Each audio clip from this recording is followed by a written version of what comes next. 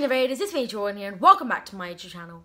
Now Genovese, today I am really excited to start a brand new series on this YouTube channel called Jordan's Weekly Breakdown, which is where I break down the latest news, the latest trailers, the latest interviews, the latest filming news, everything regarding DC, Marvel, Star Wars, everything geek culture related. And I am so excited for this series. It's going to be so much fun. I might even do some reviews every now and then depending on what happens that week. I am so excited to do this. Can I guarantee it'll be every single week? No, things come up. There might not be anything that week. I highly doubt it'll be every week, but I'll try my absolute best. And I'm so excited to see what journeys we get on together in this series. I might even have some special guests, for example, the admin everyone loves, Beck on Discord, Cosmic, maybe even Gold, Harry, who knows? The possibilities are endless. We're gonna have so much fun on this series and I'm so excited. So I think we should just get started on the first episode of Jordan's Weekly Breakdown. Here we go.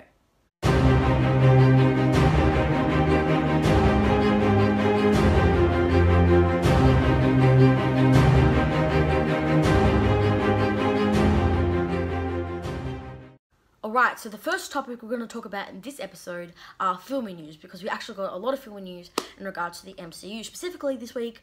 The first thing that got revealed this week is that we saw the very first set video from Spider-Man 3 featuring Tom Holland and Zendaya. This takes place directly after the end of Spider-Man Far From Home. So obviously this is when MJ is swinging through New York City with Peter Parker, and that's when they discover that his identity has been revealed on TV by Mysterio.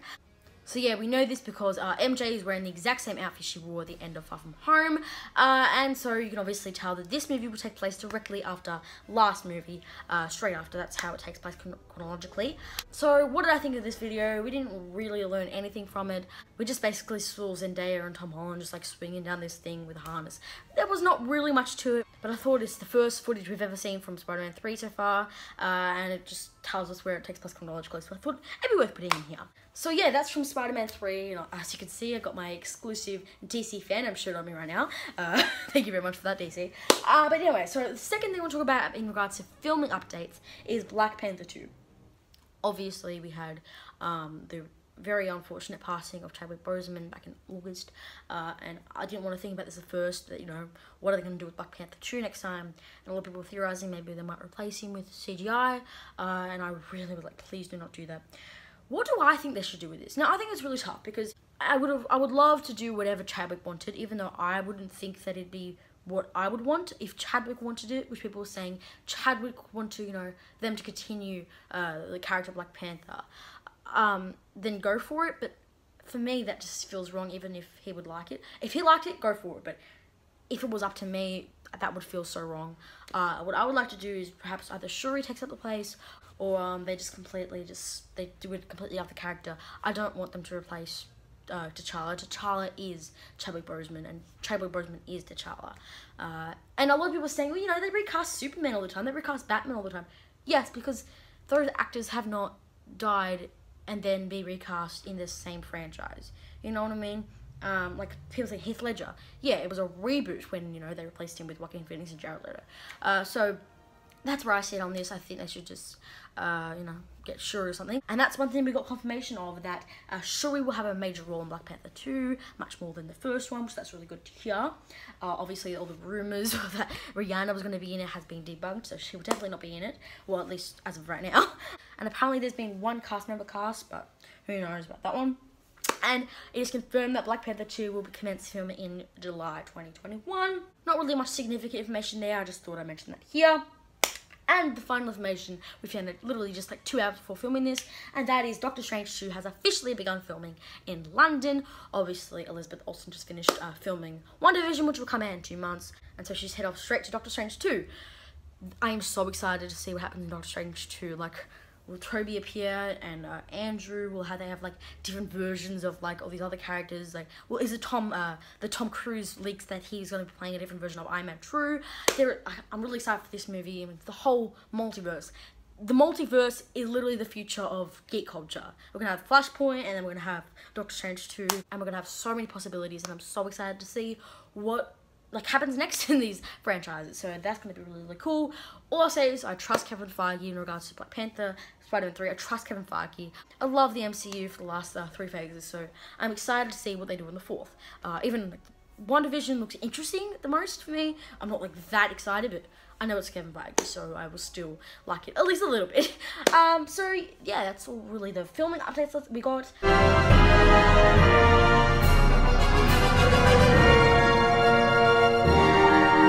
Let's talk about some rumours that we have gotten throughout this week. Here we go. So the first, and I think one of the only rumours we got this week, was that Alfred Molina has been reported to be returning as Doc Ock in Spider-Man 3. This is coming from a source like WW... I can't remember what it was called, but... So it's not like a we got this covered or Cosmic Book News who literally pull things out of their butt cracks.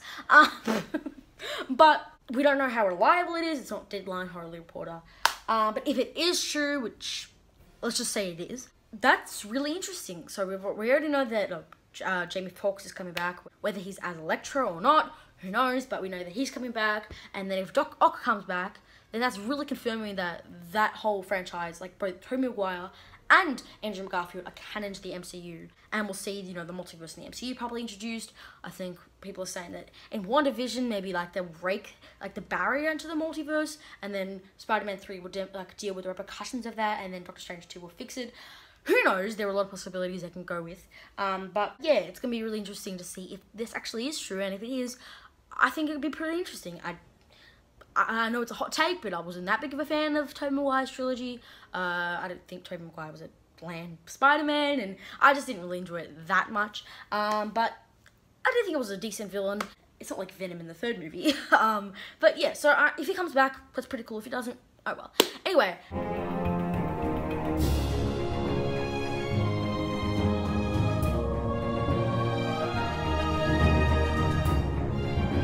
And speaking of WandaVision, let's move on to the next topic in this episode, which we're going to be talking about the interviews that was released this week. So let's discuss this. So the first and only interview that we got this week that had significant information was from Kevin Feige, I'm pretty sure, and Paul Bettany on The Tonight Show with Jimmy Fallon. Kevin Feige said that obviously WandaVision will, have a lot of sitcom feel to it, and like it'll be in the style of The Office and Modern Family, in regards like it's a mockumentary sort of thing. So that's interesting. We knew it was a comedy, but we just didn't really know how it's going to be displayed, if that makes sense. And we also had Paul Bettany on The Tonight Show saying that a lot of it's filmed in front of a live audience, which is quite interesting. And that'll give it a more authentic feel than just the laugh track. It's pretty fake. So I think that'll be really interesting. And that's actually just something really interesting. I know it's not that significant, but I thought it's still interesting to put in here regardless. Take a shot every single time I just said interesting in that sentence. Jeez. But yeah, I think it'll be... I'm excited for this show. As I said before, I don't think it's going to be like the best MCU show, but it's Kevin Feige, and so I'm still intrigued regardless. And yeah, I'm just craving new content right now. I haven't seen a new movie since probably February, which was Birds of Prey. So I'm really anticipating Wonder Woman, and which I'll get to later, and WandaVision in January. So anyway, so yeah, let's move on to some news, and we've got some pretty big news this week. So let's get into this. So although this wasn't the first set of news we received this week, it just made logical sense just to put this topic first, because it'll flow very nicely into the other topics we were going to talk about in this episode. So the first news that we received this week is that after 4 seasons, Black Lightning has been confirmed to have its final season this season, which is season 4, and it was announced through Deadline, I'm pretty sure was the exclusive website that announced it, and it was pretty shocking, not gonna lie, here in the news, because I thought it had solid, maybe 2 or 3 more seasons to go. Like, it had international Netflix deals. The ratings weren't that good on the CW, but I thought it wasn't that high budget of a show, so it didn't really need to have, such high ratings. And I thought, yeah, I think it'll survive this. And maybe a few more seasons. How wrong was I? Like, the fact that Legends is still going, and Black Lightning isn't. But look, it's disappointing nevertheless. Supergirl's also ending this season, which I haven't talked about on this YouTube channel yet. So that's going to be really disappointing that we're going to have 2 shows next season gone, and 1 season already gone from Arrow, and then this entire new era of the Arrowverse is going to come in and going to replace all the old shows. So what do I think about it ending, and what do I think they'll do in regards to how it ends? What do I think about it ending, and why? So, as I said, I did not expect this at all, so I was literally like jaw dropped when I saw the news. Am I that affected by it? Look, I haven't even seen season 3 yet, so I can't say I'm the biggest fan of the show. I've heard season 3 is the best season yet, and apparently it's just getting really, really good. So I've high hopes going into next season. I did enjoy the first 2 seasons. I didn't love them, but I thought they were solid. So I'm very intrigued as to how they will end season 4. So will they have like, I don't know, maybe Jefferson finally retires Black Lightning, and then maybe we see like flash forward 50 years or whatever with Lynn and Jefferson like as old people. I don't know. It's interesting. I think Supergirl will easily win with Legion taking her off into the future.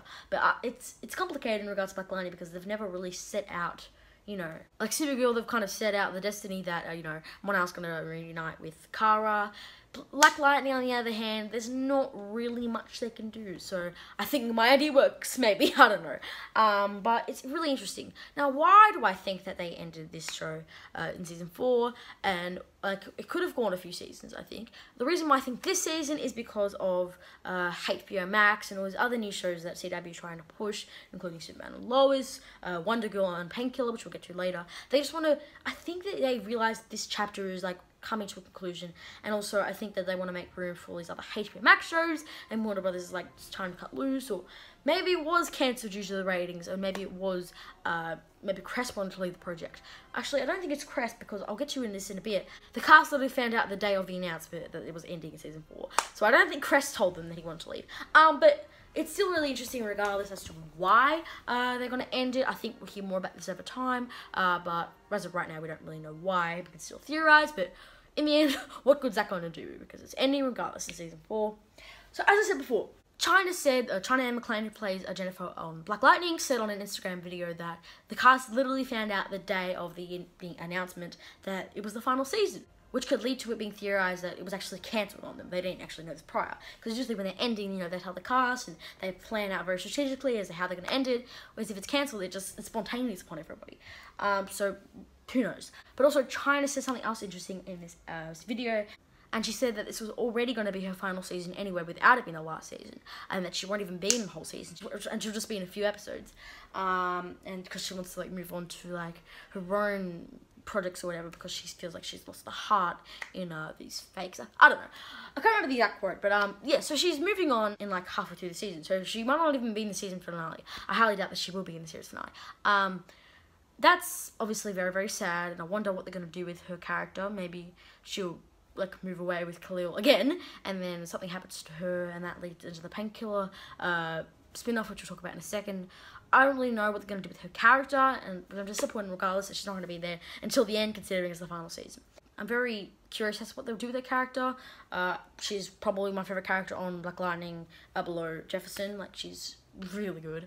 Yeah, who knows? I guess we'll have to wait and see until January when it comes back on the CW. And as I said, speaking of the Painkiller show, let's talk about the spin-off that was just announced last week. So yeah, last week, it wasn't announced this week, but I feel it just makes more logical sense to talk about, you know, Black Lightning ending and then this, even though it wasn't announced this week. Anyway, so yeah, last week we found out that Painkiller has a backdoor pilot in development for Black Lightning that will, you know, be in season 4, the final season. My main thoughts on this are, first of all, what are they going to do with his character when we've already seen him for 3 seasons, they're going on actually 4? How are they going to expand on it further and differentiate from his character on Black Lightning? That's really interesting.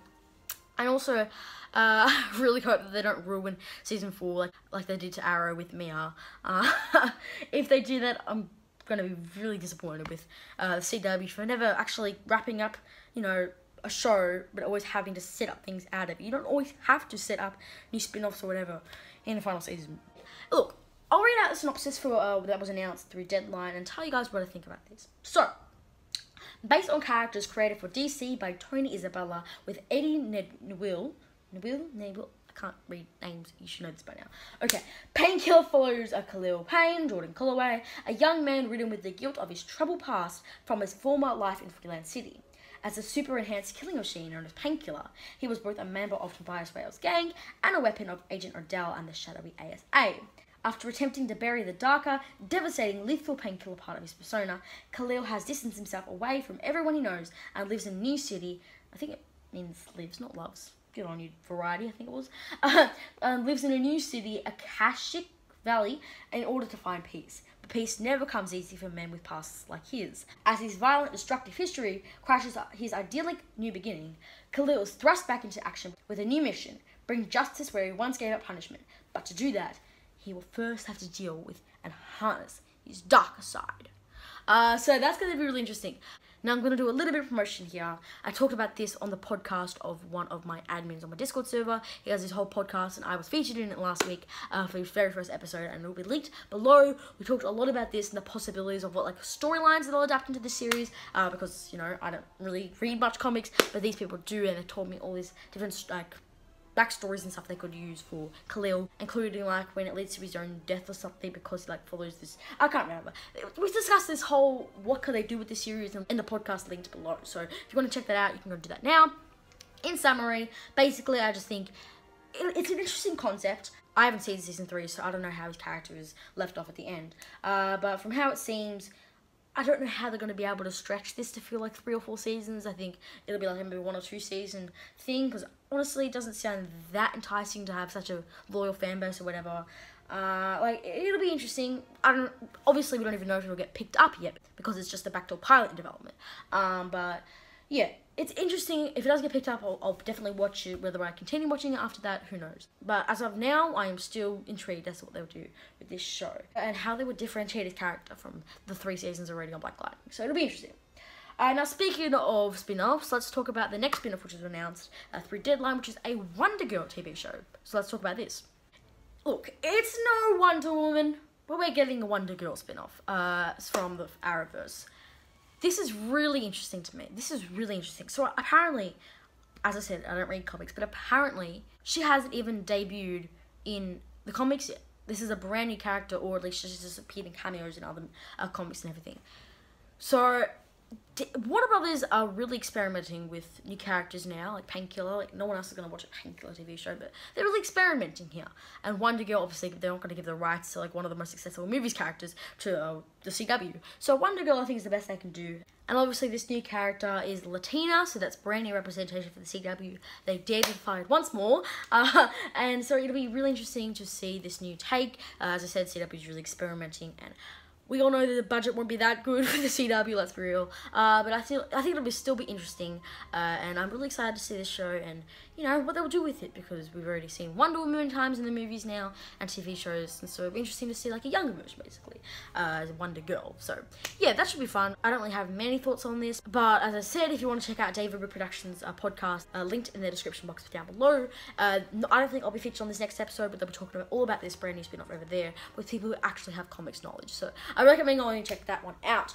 But yeah, now speaking of Wonder Girl, I think we can't talk about Wonder Woman or whatever without talking about Wonder Woman 84, which was just announced last week that it'll be on HBO Max as well as in cinemas, which are open on December 25th this year in America and December 16th everywhere else internationally.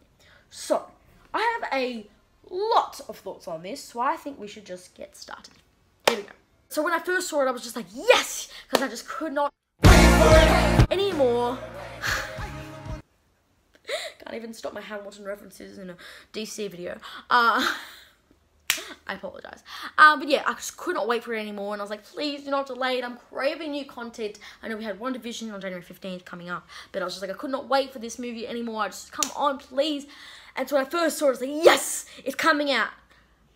Then I realized this is great news as a fan, but looking at it from a financial market business standpoint, this is terrible. Obviously, this pandemic has had a major hit on literally every industry in the entire world. And the movie industry is no different. They've had to delay so many movies, and it's cost them so much to do so. They've had to put so many movies on streaming, including Mulan, including all these other movies that they probably could have made a lot more profit out of in cinemas. But that just comes with the cost of a pandemic, obviously. But given that this is Wonder Woman 84, which was probably going to be, if not, was going to be, the most popular musical for Warner Brothers this year. Movie. Probably the most one, and it could have easily made $1 billion in the cinemas. But chucking it on VOD completely ruins this chance of getting $1 million. $1 million? $1 billion. I'm not with it today. Jeez. Okay. So yeah, obviously putting it on VOD like diminishes the chance of, you know, hitting $1 billion. Given that not every cinema is open in America, I am so fortunate that I live in a country that has gotten COVID under control. We've had 0 cases as of recording this for 28 days in a row, and cinemas are open at 50 people max. So I'm really privileged where I am, but I recognise that everywhere around the world, cinemas aren't open, or if they are, people just don't feel comfortable going to the cinemas. And so for them, I express my most sincere, like, best wishes upon you, and I hope that you guys can recover quickly from COVID and open up your businesses. I don't recommend, you know, just going about your day like there's no pandemic, but I do hope that people, like, they can get under control and life can go back to normal. But anyway, so yeah, for me, December 16th, probably night of, I'm going into the cinemas, wearing my mask, I'm just gonna go. Like, I can't wait for this anymore. And as I said, I also recognise that people around the world don't have that privilege. So this is really going to impact international businesses, including America, markets. Because obviously, as I said, theatres aren't open everywhere. And also, places that theatres aren't open, they don't have HBO Max available. That's an American-only streaming service. So they aren't going to be able to access HBO Max either. So they're going to have to either torrent it, get a VPN. It's going to be really damaging for Warner Brothers. They didn't, I know it's available on Roku, but they still haven't distributed HBO Max like internationally, and it's going to be really difficult for them. So for me, I think it's the best option, given like I don't want to wait until next May, but also the more you delay things, the more expensive it gets. But also, like, the more people forget about it, so they have to do their marketing like ASAP, and also like. There's going to be such a backlog, so I think just getting it out of the way and just they know, Warner Brothers knows that there's going to hit a blow. Like, they're not going to flop because no one is interested. It's because we're in a pandemic, not even every single cinema is open. So I think it's just the best move. I don't want to see it delayed 500 times. I'm just excited to see this. I'm craving new content, and I hope that you guys can go and see this movie too. You can bet $500,000 that I will have my review up of Wonder Woman by Christmas, because I am so pumped for this movie. The trailers look so good. I spoke about that in my DC Fandom Part 2 video up there. In regards to this news, I am really hopeful that Warner Bros. Can get the numbers out of it that they want, so we can continue to see more blockbuster movies. Is VOD the new future? I personally think no. There's nothing like going to the cinemas. They've survived World War I, they've survived World War II, they've literally survived every single thing. They've survived recessions, they've survived everything. So they're definitely going to come back stronger than ever after this pandemic. But will we start seeing more things on VOD? There's no denying that. I think, especially if Mulan goes to VOD, that's a hit. That's a straight blow for AMC, for Regal, for Village here in Australia. That's a huge blow everywhere. And, you know, AMC's already in debt. Like, they're like renting out rooms or whatever. So it's going to be really difficult for the movie industry, but I think that they'll be able to recover quickly. Hopefully, once all theatres are open and people have the urge to go back and everything's under control. I hope for the best. I really want to see more blockbuster movies like Endgame. Like, I don't think we'll ever see an Endgame level movie for, like, a lot more years, because now, you know, studios are struggling, cinemas are struggling, so it's gonna be tough for every industry. But that's just how it goes, and we can't do anything about that. Like, what happened, but we can change what happened going forward. You can do your part. Stay home when you can. Go out, wear a mask. Do all the things you need to do to get life back to normal. I'm not saying just go about pretending like there's nothing going on, but if you want life to get back to normal, you have to do all the right things. So that's what I think about this. I think, you know, it's tough. It's a really tough. Warner Brothers is put in such a tough position. But yeah, anyway, regardless, I am still so excited to see it on December 16th, and I'm so excited to put my review up for you guys to see it then. I cannot wait for that movie. So yeah, there's all the news that we received this week. Alright, so we've discussed everything from like new spin-offs, from streaming news, from filming news, from everything. And obviously there may be many things to come from between now, Friday, and Sunday, or whenever I'm posting this.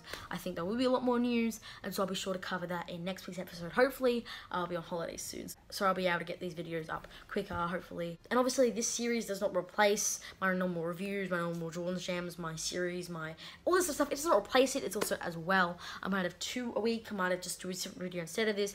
who knows. But as I said, I'm really excited to see where the future of this series goes, and if you enjoyed it or if you have any other suggestions in regards to what I can do for my next episode or whatever, be sure to leave it down in the comment section down below.